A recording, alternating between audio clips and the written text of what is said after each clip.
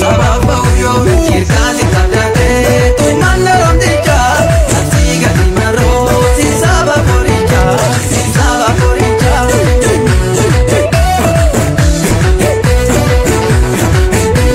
uno waboni lola ni sodatu no lola uno waboni lola ni sodatu no lola Anjala tanjibu,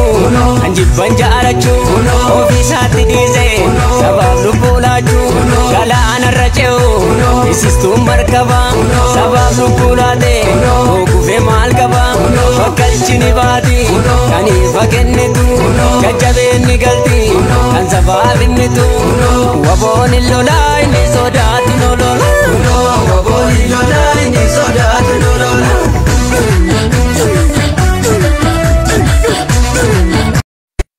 Sababa uyo kirkati kadate tu manna romdika asiga di maro si sababa poricha